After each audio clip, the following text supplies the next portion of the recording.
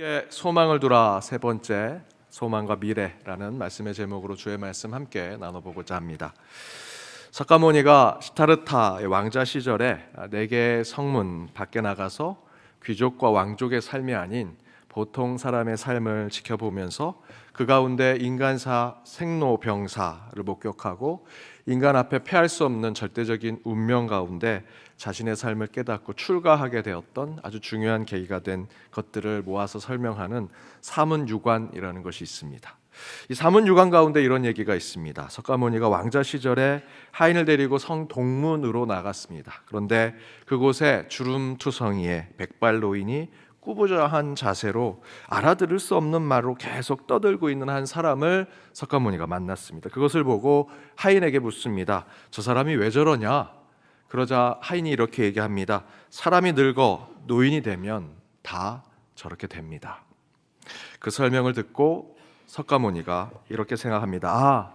지금 내 안에 미래의 저 노인이 살고 있구나. 인간은 젊음에 취해 자만심으로 늙음을 보지 못하는구나. 이제 다 그만두고 집으로 돌아가자라고 하는 이야기가 있습니다. 이런 깨달음은 오늘 성경의 이사야 선지자도 우리에게 똑같이 전하고 있습니다. 오늘 본문 40장, 이사야 40장 6절에서 7절 우리 세 번역으로 준비했습니다. 우리 함께 읽어보겠습니다. 모든 육체는 풀이요 그의 모든 아름다움은 들의 꽃과 같을 뿐이다. 주님께서 그 위에 입김을 보시면 풀은 마르고 꽃은 시든다. 그렇다 이 백성은 풀에 지나지 않는다. 우리 안에 미래의 노인이 있는 것까지 설명하지 않을지라도 저와 여러분이 살아가는 인생의 풀과 꽃과 같음을 저희들이 인정하며 살아가지요. 그저 시들고 말라가는 존재임을 깨닫게 됩니다. 이런 것을 깨닫고 존 오트버그 목사님이 자신의 교회 예배에서 항상 이 외침을 성도들과 함께 나눴다고 합니다. 모든 인간은 풀에 지나지 않습니다라고 목사가 외치면 성도들이 예 맞습니다. 우리 모든 인간은 풀에 지나지 않습니다라는 것을 교동문처럼 서로 주고받은 것입니다. 여러분 어떤가요? 우리 교회도 한번 해볼까요? 반응이 그렇게 좋지는 않으신 것 같습니다. 예, 맞습니다. 존 오토버 목사님도 교회에서 모든 인간은 풀에 지나지 않습니다. 성도들이 예, 맞습니다. 우리도 풀에 지나지 않습니다라는 것을 몇 번 했는데 성도들이 목사님 그거 하지 말아요 라고 해서 몇 주 하고 그만두셨다고 합니다. 왜 그럴까요? 풀로 살다가 얼마 되지 않아 말라 죽는 인생을 우리는 동의하고 싶지 않은 것입니다. 저도 동의하고 싶지 않습니다. 여러분 만약에 제가 존 오트버 목사님처럼 이거 같이 합시다라고 하면 목사님 그거 하지 맙시다 라고 말씀하셔야 됩니다. 왜냐하면 우리 그리스도인들은 풀과 꽃처럼 곧 시들어 말라 죽는 존재임을 깨닫는 것으로 모든 진리를 다 알았다라고 얘기할 수 없습니다. 죽는 것, 말라 시들어 없어지는 것이 전부다라고 생각하지 말아야 한다라는 것이죠. 오늘 본문 이사야서에서는요, 우리 인간이 풀과 같고 들의 아름다운 꽃과 같을지라도 하나님의 입김을 하고 불면 모두가 마르고 시들어 버리는 존재에 불과하다라고 이야기합니다. 석가모니가 왕가의 성문 밖에서 백발에 주름지고 늙어서 알아들을 수 없는 말을 하는 노인을 보고 인생 무상을 깨닫는 것과 같은 것이지요. 그러나 이사야 선지자는 이 백성이 풀에 지나지 않는다라는 이 땅의 현상만에 머물지 않고요, 더 나아가서 하늘의 진리를 전하고자 합니다. 그 말씀이 아까 읽었던 6절과 7절 다음에 나와 있는 8절입니다. 우리 함께 읽어보겠습니다. 풀은 마르고 꽃은 시드나 우리 하나님의 말씀은 영원히 서리라 하라. 풀은 마르고 꽃은 시드나, 여기까지는요 세상 사람들, 성인이라고 하는 사람들뿐만 아니라 보통의 인생을 사는 사람들도 다 깨닫지요. 난 죽어가는 인생이구나. 청춘의 정점을 찍으면 그 다음부터 내리막길을 걷게 됩니다. 그러면서 나는 죽을 수밖에 없는 존재를 깨닫고 어떤 가치와 어떤 삶을 살아야 하는지 고민하게 됩니다. 그러나 풀과 꽃처럼 시들고 마르는 세상을 제 아무리 깨닫고 그 현상만 붙들고 명상하고 수행한들 우리 인간의 죽음이 변하지 않습니다. 다시 사는 존재가 되지 않는다는 것이죠. 그저 이 땅에 죽을 존재임을 깨닫는 것 외에는 다른 것이 없습니다. 저도 사춘기가 지날 때쯤 이 고민에 빠졌습니다. 인간이란 무엇인가? 왜 인간은 태어나고 죽는가? 나는 왜 이런 부모를 만났는가? 나는 왜 이런 환경에서 살고 있는가? 왜 인간은 이렇게 생각하는 사고를 가진 존재로 이 땅에 지음을 받았을까? 좋고 나쁘고 선과 악을 파악하고 기쁘고 때로는 슬프고 우울하고 이런 감정을 느끼니, 그런 감정을 느끼면서 그런 생각을 하면서 100살도 살지 못하는 인생을 사는 것이 무슨 의미가 있을까라는 것을 고민하게 되었습니다. 그때 1970년, 80년대, 한국에는 90년대 소개가 됐는데 뉴에이지 종교 문화로 확산되던 인도의 사상과 철학이 미국뿐만 아니라 우리나라에도 들어오게 됩니다. 그때 유명세를 탔던 인도 구루라고 알려진 요소 라지니시가 배꼽이라는 책을 썼습니다. 저는 그 책을 고등학교 또 대학교 초년생까지 수십 번 탐독하면서 그곳에서 내 인생의 희망을 찾아보고자 했습니다. 그때 제가 생각했던 것은 기독교의 헐리우드 영화처럼 히어로가 예수라고 생각하면 그것은 헐리우드 영화에나 나오는 히어로에 불과하지, 그 예수를 어떻게 믿을까? 도저히 믿어지지가 않았습니다. 정말 부활이라는 것을 믿는다면, 천국이라는 것을 믿는다면 교회가 이렇게 영성이 없고 신앙심이 없을 수 있을까? 사회적인 책임도 다 상실하면서 나가는 이런 종교, 이런 성도들이 있는 곳이 진짜 구원을 얘기할 수 있을까라는 생각을 했습니다. 그때 저는 다른 철학, 다른 복음에 기웃거린 적이 있었고요. 그때 요소 라지니시라고 하는 그 사람이 쓴 배꼽이란 책을 통해서 이 어두운 세상 속에 빛이 있을 것이라 생각을 했습니다. 하지만 결론적으로 요소 라지니시의 이론과 철학에 많은 유혹은 빠졌지만 끝내 그것이 진리가 아님을 깨닫고 예수와 복음, 성경과 교회로 저는 다시 돌아왔습니다. 그 가운데 이것은 아닌 것 같다, 이것은 아니다라고 생각하고 다시 교회와 말씀으로 돌아왔던 가장 결정적인 계기는 그 배꼽이란 책에 인간이라는 주제의 예화가 나옵니다. 그 인간이란 예화로 이렇게 얘기합니다. 항아리 비유를 드는데요, 인간이란 세 가지 종류가 있다. 첫 번째, 깨진 항아리와 같은 인간. 두 번째, 항아리가 거꾸로 누워져서 그 가운데 뚜껑이 없는 꽉 막힌 항아리와 같은 인간. 그리고 그 항아리에 아무리 물을 넣어도 그 물이 더 우러러지는 그 항아리 속에 온물이 가득한 항아리와 같은 인간. 저는 이 비유 이야기를 듣고 얼마나 통쾌하고 기뻤는지 모릅니다. 진리를 깨닫는 것 같았습니다. 인간에 대한 설명을 너무나 제대로 하고 있구나. 성경에서 말하는 죄인, 그 죄인보다 더 죄인 같은 것을 너무나 잘 설명한다라고 생각했습니다. 그런데 그 비유를 명상하고 깊이 생각하면 할수록 통쾌하고 기쁘고 맞다라고 생각하면서도 제 마음은 점점 어두워졌습니다. 더 우울해졌고요, 부정적인 생각만 가득하게 되었습니다. 왜 그럴까 생각해 보니 세 가지 항아리의 비유에 희망이 없습니다. 소망이 없었습니다. 라지니시가 인간을 비유해 깨진 존재, 꽉 막힌 존재, 오물이 가득한 존재를 비유하는 것은 기발하고 때로는 정말 통쾌하고 잘못된 인간의 모습을 잘 꼬집는 비유의 예화라고 생각을 했습니다. 그런데 그 다음에 어떻게 할 것이냐라는 것에는 답을 주지 않았습니다. 영어 표현에 이런 것이 있습니다. 말만 뻔지르르하게 하고 탁상 공론에 이야기하는 사람들의 얘기를 다 듣고 이렇게 일침을 가하는 표현이 있습니다. So what? 그래서 뭐 어떡하라고. 바로 라지니시가 인간을 세 가지 항아리로 비유한 그 이야기에 저는 이 질문이 계속 던져졌습니다. So what? 그래서 그 다음에 무엇이야? 그러면 그에 대한 대안은 무엇이야? 라는 마음이 계속해서 제 마음속에 있었습니다. 답이 없는 거죠. 인간은 깨져 있고 막혀 있고 올물로만 가득한 존재라고 설명하지 어떻게 그 독을 고친 것인지, 어떻게 그 막힌 독에 구멍을 뚫고 소통할 것인지, 오물로 가득한 독을 깨끗하게 씻어낼 방법이 무엇인지 그 대안과 지혜와 진리를 알려주진 않더라는 것이죠. 그리고 그들이 잘하는 거 있습니다. 나를 알고 있으니 나를 추앙해라, 나를 숭배하라 라고 얘기합니다. 이단들과 잘못된 종교들의 모습 아닙니까? 그러나 세상 철학이, 어떤 종교들이 이런 얘기를 하지요. 야, 무슨 대안과 소망이 필요해. 인간이 사는 이 땅이 다 그런 거야. 그걸 잘 설명한 것이 그 세 가지 항아리의 비유야. 우리는 꽉 막혀 있고 깨져 있고 오물로만 가득한 자들일 뿐이야. 당신 자식이 그걸 깨달으면 그래, 인생이 그런 거야, 너도 그렇게 살아라 라고 얘기하면 돼. 당신도 그런 존재에 불과한데 당신이 뭘 가르칠 수 있겠어? 당신도 늙으면 몸이 구부러지고 자기가 하는 말이 뭔지도 모르면서 짓거리는 인생을 살게 될 텐데 뭘 가르치고 뭘 훈육하고 뭘 내일의 소망을 주려고 해?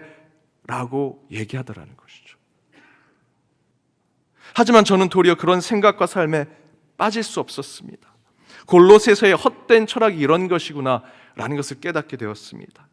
사실 그때 저는요, 주일학교 초등부 교사였습니다. 제가 아무리 그 배꼽이라는 책을 통해서 세속의 학문과 사상과 철학에 인간이 깨진 존재, 꽉 막혀 있는 존재, 오물로 가득한 존재임을 깨달았다고 해도 제 앞에 있는 주일학교 초등학생들에게 세상이 이렇게 허무한 곳이야, 니들이 아무리 성경 공부하고 교회 다니고 믿음을 가지고 있어도 너희는 어차피 깨졌고 꽉 막혀 있고 오물로 가득한 존재에 불과해라고 가르칠 수 없었습니다.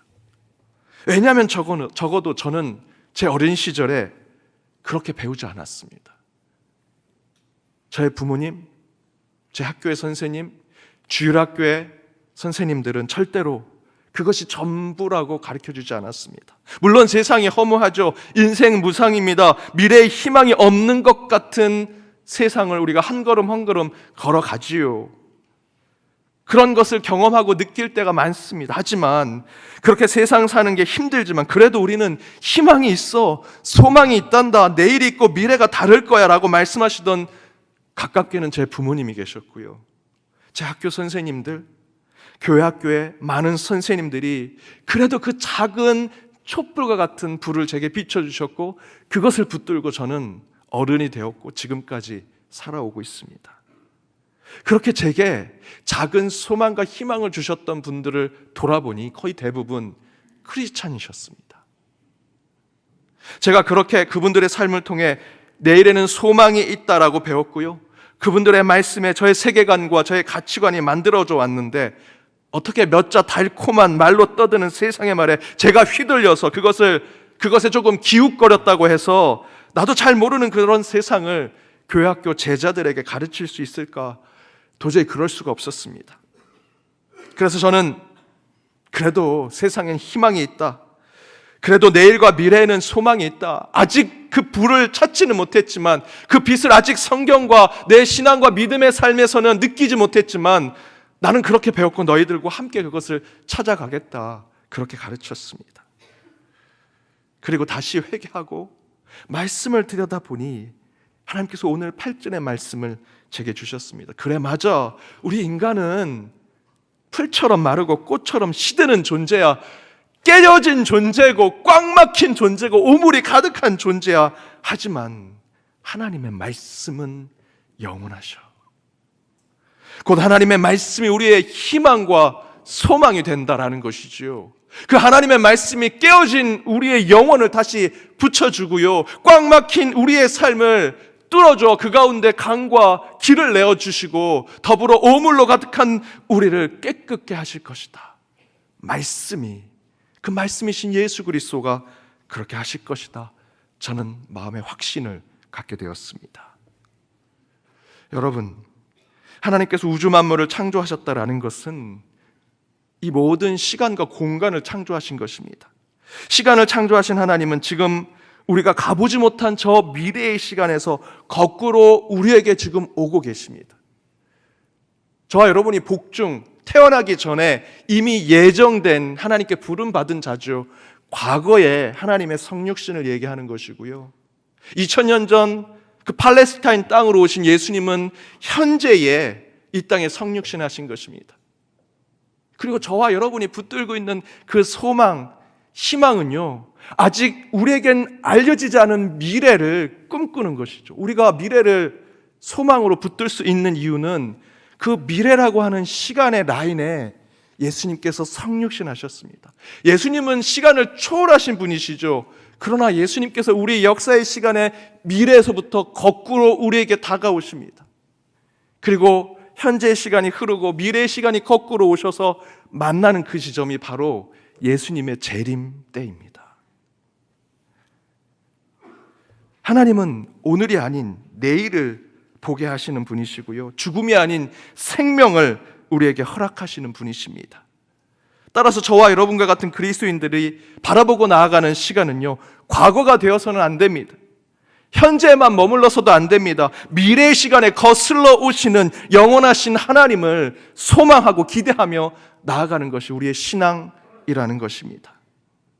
사랑하는 여러분, 지금은 여러분 눈앞에 있는 것, 그리고 내가 생각하고 내가 판단할 수 있는 것만 얘기하고 그 안에 깨달음과 진리가 있다라고 생각하지요. 그렇지 않습니다. 아직 가보지 못한, 그러나 주님께서 거슬러 오시는 그 미래에는 진정한 소망이 있습니다.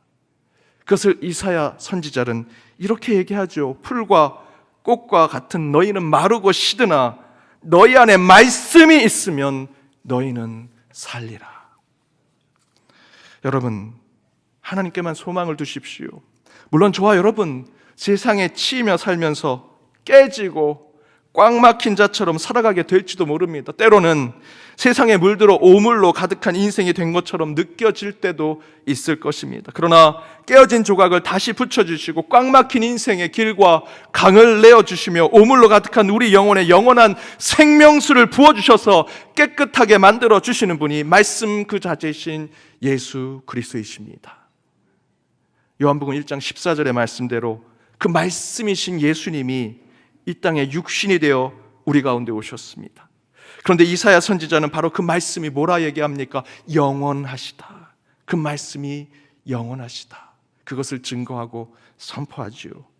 그렇다면 풀과 꽃과 같은 저희들은 무엇을 붙들고 살아야겠습니까? 오직 말씀, 곧 영원하신 하나님께만 소망을 두고 사는 자들이 되어야 할 것입니다. 그 하나님께서 저와 여러분의 내일의 삶을 지켜 주시리라 믿습니다. 그런 살아계신 하나님께만 저와 여러분의 삶과 영혼을 맡겨 참된 소망의 삶을 살아내는 저와 여러분이 되기를 주님의 이름으로 축복합니다. 우리의 신앙은 미래에 있습니다. 저와 여러분의 믿음은 눈앞에 있는 것으로 이루어지는 것이 아닙니다. 과거의 영광으로 우리들이 누리는 것이 아닙니다. 세상의 사상과 철학과 종교는요, 과거의 잘못된 것을 반성하고 현재의 그것을 성찰해서 윤리로, 도덕으로, 자신들이 지키는 경전으로, 자신들의 종교적 수행의 방법으로 지키지요. 과거의 것들이 경험되어서 축적돼서 그걸 가지고 종교의 수행과 방법을 찾아냅니다. 그러나 기독교는요, 미래에 오시는 주님이 우리에게 오고 계신다라는 믿음과 신념으로 지금 내가 윤리와 도덕, 더 나아가 우리의 신앙과 믿음을 지켜내는 것입니다. 과거의 것이 축적되고 그것을 성찰을 잘하고 수행을 잘해서 이제 이걸 지켜야지라고 지키는 것이 아니고요, 미래에 오시는 주님께서 우리의 소망이 되시기 때문에 그 하나님을 온전히 만나기 위해서 저와 여러분이 신앙과 믿음, 더 나아가서는 때로는 우리 앞에 주어진 하나님의 말씀을 지키며 살아간다라는 것이죠. 위르겐 몰트만이라는 신학자는 기독교는 처음부터 끝까지 종말론의 종교요, 앞을 바라보고 나가는 소망의 종교요, 현재를 변혁시키고 혁명하는 종교다라고 얘기합니다.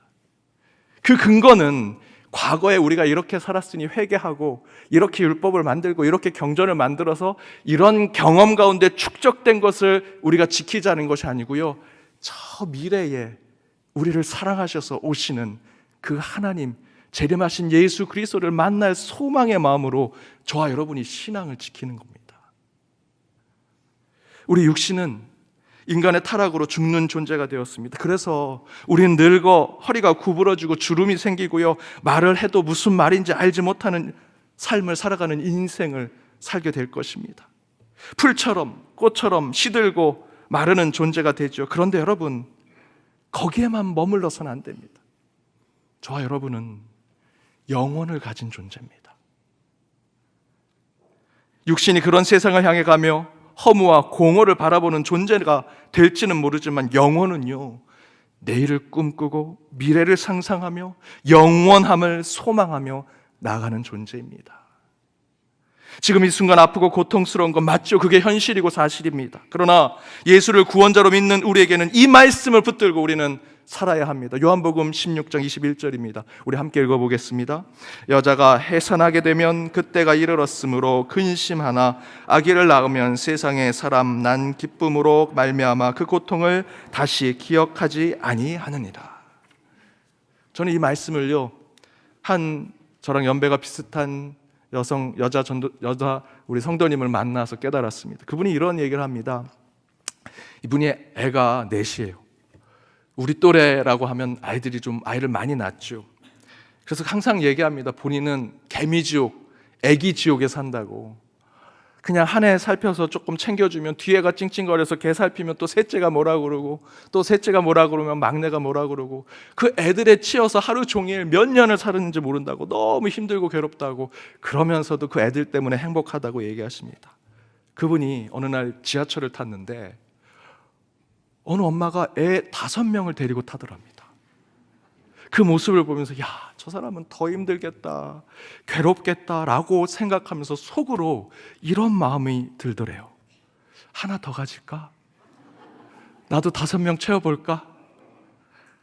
5명이 더 행복해 보이는데.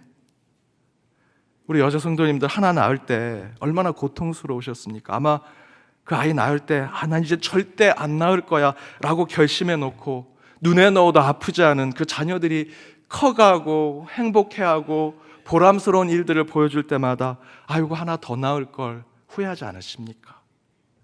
요한복음 16장 21절에 뭐라고 얘기합니까? 해산할 때 근심하나. 고통이 눈앞에 있을 때 그 순간에는 고통이 되죠. 근심이 되고 걱정이 됩니다. 그런데 아이를 낳으면 그 기쁨으로 그 과거의 고통을 잊어버린다는 겁니다. 그것이 우리 영혼이라는 것이죠.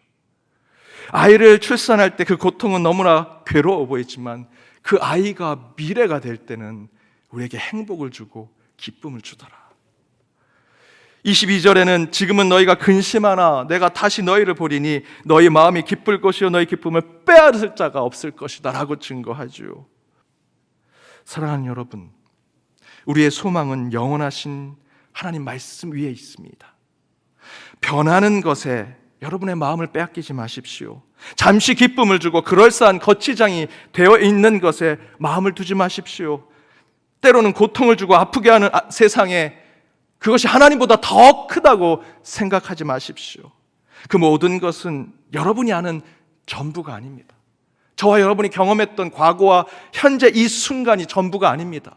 우리가 가보지 못한 미래에는 주님이 계시고요, 그곳에 말씀이 있습니다. 진짜는요, 그 미래에 시간을 거슬러 오시는 영원하신 하나님으로부터 오게 될 것입니다. 참된 진리는 시간을 역행해서 우리의 시간으로 들어오시는 예수 그리스도의 임재 가운데 저와 여러분이 깨닫게 될 것입니다. 그렇게 내일의 소망을 품고 사는 그리스도인이 되어 지금의 고통의 시간을 참된 예수의 신앙으로 이겨내고 훗날 진정한 기쁨을 맛보시는 저와 여러분, 연동의 모든 권속들 되시길 주님의 이름으로 축복합니다.